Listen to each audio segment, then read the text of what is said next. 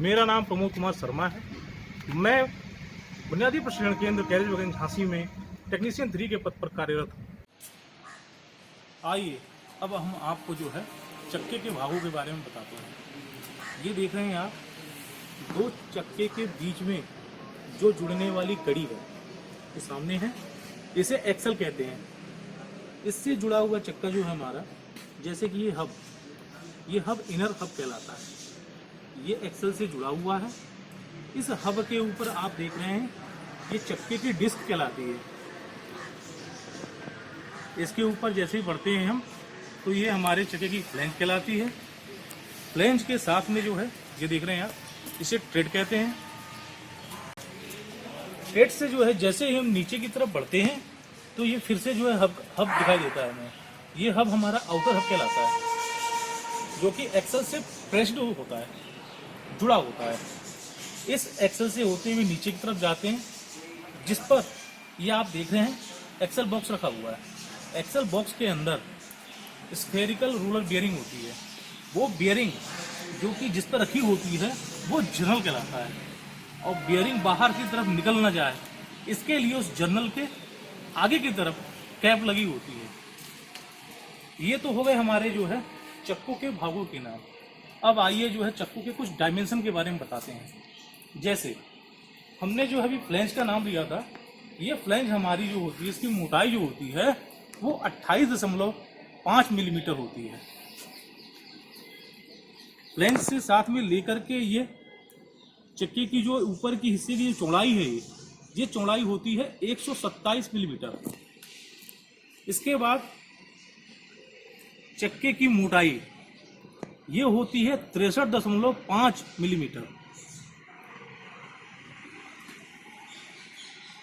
2 चक्कों के बीच की दूरी को हम व्हील गेज कहते हैं। ये गेज होता है 1600 + 2 - 1 मिलीमीटर।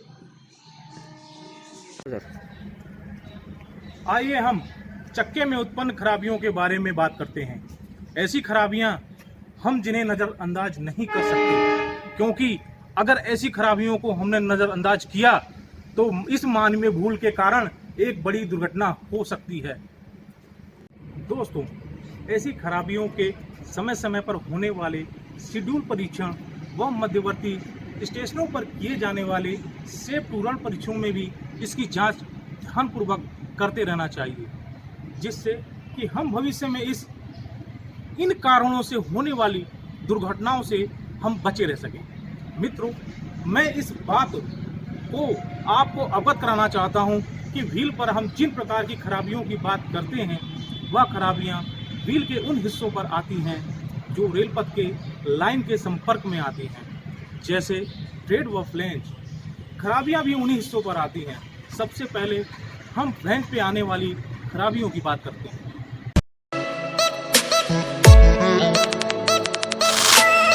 इन खराबियों को नापने हेतु जो हमारे पास गेज हैं, उनमें से एक गेज ये आपके सामने है, जो मेरे हाथ में है। इस गेज का नाम है व्हील डिफेक्ट गेज। इस गेज से हम अपनी चक्के में उत्पन्न खराबियों को नापते हैं। इस गेज का बैठना ही यह प्रदर्शित करता है कि हमारा चक्का उस खराबी से ग्रसित हो गया है और वो कंडम हो चुका है। दूसरा गेज पाई स्टैंडर्ड गेज, जो कि व्हील डिफेक्ट को नापने के लिए यह गेज बनाया गया है।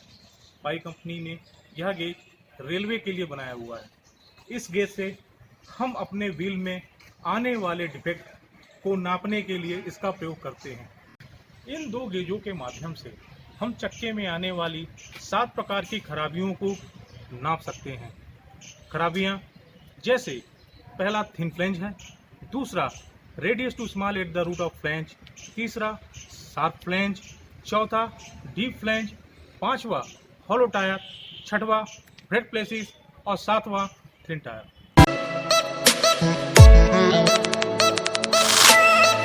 अब हम गेज के द्वारा अपनी खराबियों को व्हील पर नापते हैं। सबसे पहले जो खराबी थी वो थी थिन फ्लैंज। चक्के में जैसा आप देख रहे हैं फ्लैंज, ये फ्लैंज की मोटाई 28.5 मिलीमीटर होती है। जब यह घिस करके 16 मिलीमीटर रह जाए तो इसे कंडम कर दिया जाता है। इसे कंडम करने हेतु इस गेज को सिर्फ इस पर जो है फ्लैंज पर बैठाना होता है और इस गेज का बैठना ही इसको कंडम सिद्ध करता है कि हमारी फ्लैंज थिन फ्लैंज हो चुकी है। आइए, जैसा कि मैंने आपको बताया था कि यह गेज थिन फ्लैंज होने पर चक्के पर बैठ जाएगा और बैठना ही उस चक्के का कंडम दर्शाता है। जैसा कि ये मॉडल है, मॉडल के ऊपर मैं इसे आपको इस गेज का प्रयोग करके दिखाता हूं। देखिए कितनी आसानी से यह गेज जो है बैठ जा रहा है।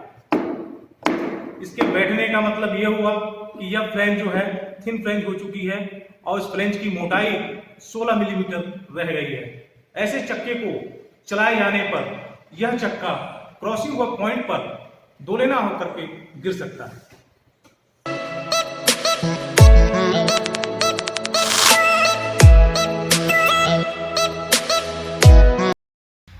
पाई गेज के द्वारा फ्लैंज की मोटाई को नापना।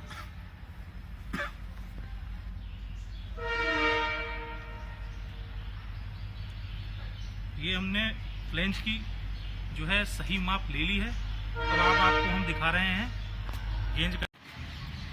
कि देखिए गेज में जो है फ्लैंज की जो है सही मोटाई आ गई है 28.5 मिलीमीटर, अर्थात ये फ्लैंज जो है अभी नई है। आइए अब हम जो है तीसरी खराबी के बारे में बात करते हैं। कौन सी खराबी हमारी तीसरी? Sharp flange. शार्प फ्लैंज हमारी जो है फ्लैंज में ही होती है। ये फ्लैंज में होने का मुख्य कारण इसका ये होता है कि ऐसे चक्के ज़्यादातर जो कर्व पे रेल पथ होते हैं, इन जगहों पे चलने के कारण इनकी फ्लैंज का संपर्क रेल पथ से ज़्यादा होता है ट्रेड की अपेक्षा, जिस कारण जो है फ्लैंज में घिसावट होती है। और घिसावट भी कैसी? तिरछेपन लेकर के घिसावट होती है, जिससे इन फ्लैंज में जो है धार सी लग जाती है। इसीलिए हम इसे जो है शार्प फ्लैंज कहते हैं। ये जो फ्लैंज होती है, इस फ्लैंज की टिप की गोलाई का रेडियस जो 14.5 मिलीमीटर होता है, ये अंदर की तरफ होता है। ये जब घिस करके जब 5 मिलीमीटर रह जाए तो इसे हम कंडम कर देते हैं। जैसा कि देखिए शार्प फ्लैंज के लिए हम इस गेज के तिकोने जो अर्ध चंद्र जैसे जो है डिजाइन बना हुआ है, हम बस इसे जो है उठा करके अगर हम सही जगह पे लगाएं, ये देखिए जहां फ्लैंज की स्थिति सही है, हम ऐसी जगहों पे जब इसे लगाते हैं तो ये नहीं बैठती, इसमें गैप आ जाता है।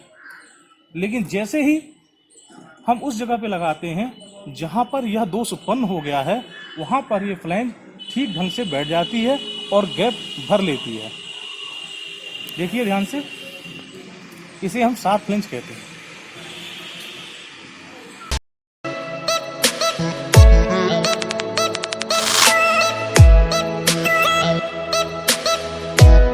तीसरी खराबी शार्प फ्लैंज के बारे में जो है नापते हैं। देखिए कैसे जो है नापा जाता है।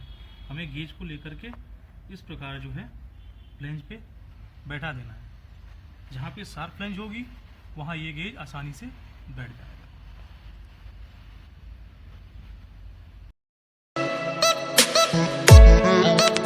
आइए दोस्तों, हम चौथी और पांचवी खराबी की बात करते हैं। चौथी खराबी हमारी जो है वो है डीप फ्लैंज, जो कि फ्लैंज पे होती है, हॉलो टायर जो कि ट्रेड पे होता है। ये दोनों खराबियां एक साथ ही होती हैं। सबसे पहले जो है हम हॉलो टायर की बात कर रहे हैं, जो कि ट्रेड पे होता है। ट्रेड की जो ढाल होती है बाहर की तरफ, जिसका अनुपात 20:1 होता है, जब यह ढाल उल्टी हो जाए, ये आप देख रहे हैं, ये ढाल जो है बाहर की तरफ है, ये ढाल जब उल्टी हो जाए तो क्या होता है, ये की ऊंचाई जो हमारे नॉर्मल जो है चक्कों में होती है वो होती है 28.5 मिलीमीटर। जब इसकी ढाल जो है फ्लैंज के किनारों पे जो है बढ़ जाती है, तो ये ऊंचाई जो है अपने आप 35 mm तक या 35 mm से ऊपर हो जाती है। ऐसे फ्लैंज को हम जो है डीप फ्लैंज कहते हैं। और इसको नापने का तरीका इस गेज से देखिए।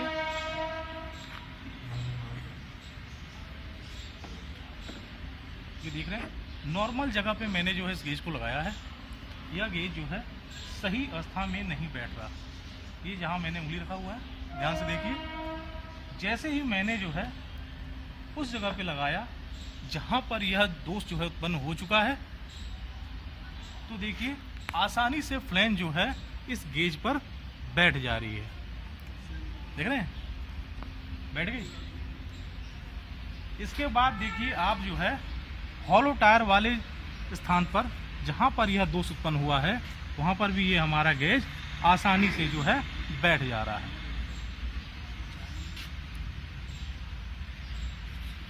डीप फ्लैंज की बात करते हैं हम, तो डीप फ्लैंज वाले जो चक्के होते हैं, इन चक्कों को जो है चलाने पर क्या होता है, इन चक्कों को चलाने पर जो है दो लाइनों जो फिक्स प्लेटें से जुड़ी होती हैं, जो नट बोल्ट से कसी हुई होती हैं, जैसे ही इसकी फ्लैंज बढ़ जाती है, डीप फ्लैंज हो जाती है, तो ऐसी फ्लैंज जो है चलती अवस्था में जो है उन बोल्टों पर चढ़ करके उन बोल्टों को तोड़ सकती है और लाइन को जो है अपनी जगह से अस्थिर कर सकती है, जिससे एक दुर्घटना हो सकती है। बात करें तो हम दूसरी, जैसे कि हॉलो टायर की हमने बात की थी।